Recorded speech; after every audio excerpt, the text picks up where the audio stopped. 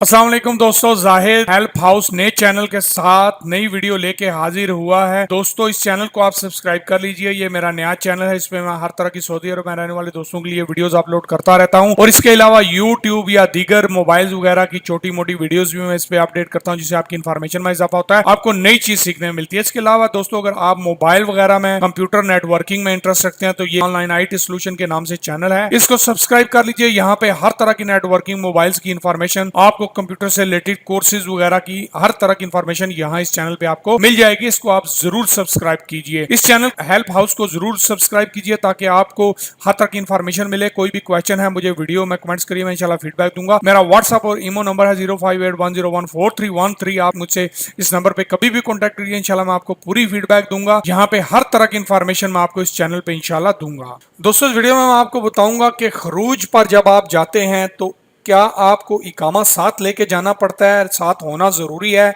इकामा, या उससे कोई मसला नहीं होता। तो जब आपका खरूज लगता है, आप अगर इकामा साथ लेके जाते हैं तो बाज़ औक़ात तो वो इकामा आपका पूछ के इकामा रख लेते हैं इमिग्रेशन वाले, बाज़ औक़ात वो इकामा नहीं पूछते। अगर आपके पास इकामा नहीं है, वो पूछें तो आप उनको बता सकते हैं कि इकामा हमारा जवाज़ात ने या हमारे मकतब ने रख लिया है, फिर उन्होंने पासपोर्ट दिया है। आपको कोई भी मसला नहीं होगा अगर आपका इकामा नहीं होगा।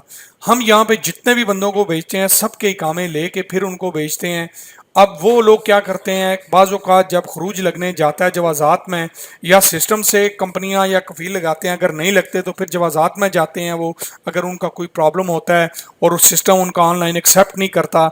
इसी तरह री एंट्री खरूज दखूल जो होता है वो भी अगर जवाज़ात से लगने जाता है तो बाज़ औक़ात वो इकामा भी मांग लेते हैं जवाज़ात वाले खरूज के लिए। वो इकामा रख लेते हैं, खाली पासपोर्ट वापस करते हैं और खरूज वापस करते हैं।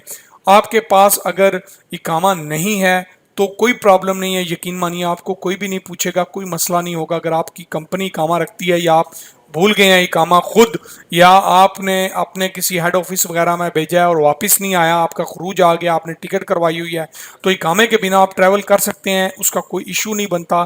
कोई भी आपके लिए इकामा ना होने की वजह से प्रॉब्लम क्रिएट नहीं करेगा। आप बगैर इकामा के खरूज जा सकते हैं। आपकी कंपनी इकामा लेती है, वो भी तोड़ के फेंक देती है। इमिग्रेशन वाले लोग लेंगे, वो भी सेम करेंगे। जवाज़ात वाले रखेंगे, वो भी ऐसे ही करेंगे। इकामा जो है उन्होंने जो है कैंसिल कर दिया होता है जब आपका खरूज लगता है, तो इकामा सिर्फ उन्होंने तोड़ना होता है। इसलिए इकामे का कोई जो है वो प्रॉब्लम नहीं है अगर आपके पास रहता है या किसी के पास रहता है, क्योंकि वो सिस्टम में कैंसिल हो चुका होता है। मैं उम्मीद करता हूँ आपको इस वीडियो की समझ आई होगी। छोटी सी वीडियो थी, इसमें क्लियर इन्फॉर्मेशन थी, इंपॉर्टेंट इन्फॉर्मेशन थी, जो दोस्तों को मैं उम्मीद करता हूँ जो है पसंद आई होगी। इस वीडियो को लाइक करिए, शेयर करिए, दोस्तों तक पहुँचाइए, चैनल को ज़रूर सब्सक्राइब करिए ताकि आपको इस तरह की लेटेस्ट अच्छी नई वीडियोज़ आगे मज़ीद मिलती रहें और आप उससे फ़ायदा उठाते रहें और नई चीज़ें सीखते रहें।